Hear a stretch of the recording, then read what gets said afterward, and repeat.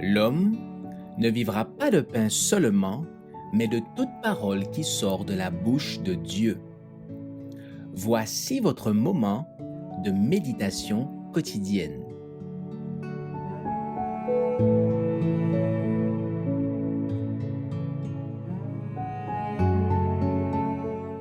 Pour chaque jour, le 10 septembre. Et que ta vigueur dure autant que tes jours. Deutéronome chapitre 33, verset 25. La promesse faite par Dieu ne dit pas que nous aurons aujourd'hui la force nécessaire pour une crise à venir, ni qu'un problème envisagé trouvera une solution avant même de survenir. Si nous marchons par la foi, nous pouvons compter sur cette force au moment où nous en aurons besoin. Nous vivons par la foi et non d'après ce que nous voyons. Dieu désire que nous allions à lui pour chacune de nos nécessités. La grâce de demain ne sera pas accordée aujourd'hui. Dieu saisit toutes les occasions pour aider l'homme dans son dénuement.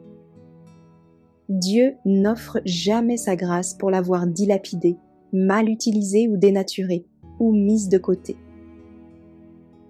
Alors que chaque jour vous aurez à porter des responsabilités dans l'amour et la crainte de Dieu, et comme des enfants obéissants, qui marchent en toute humilité d'esprit, Dieu vous donnera force et sagesse pour affronter toute circonstance éprouvante.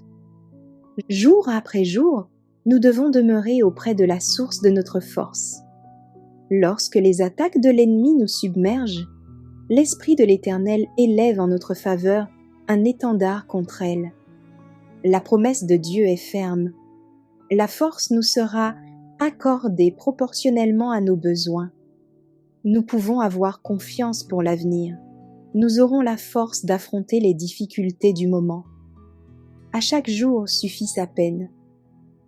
Mais beaucoup de ceux qui se réclament du Christ sont comme écrasés à la pensée des difficultés à venir. Ils cherchent constamment à introduire dans le jour présent les fardeaux du lendemain. C'est ainsi que leurs épreuves sont en grande partie imaginaires.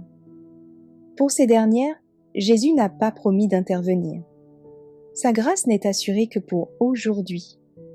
Il nous demande de ne pas nous charger des soucis et des difficultés du lendemain.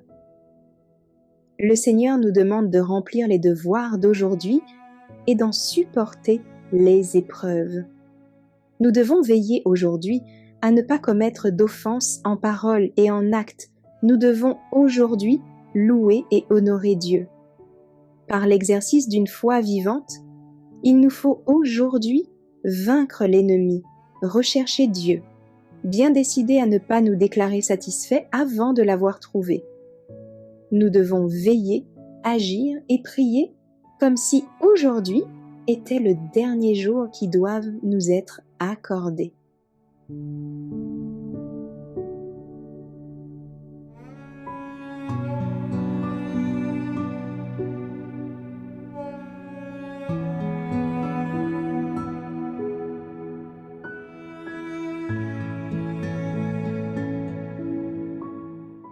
Merci d'avoir écouté cette présentation.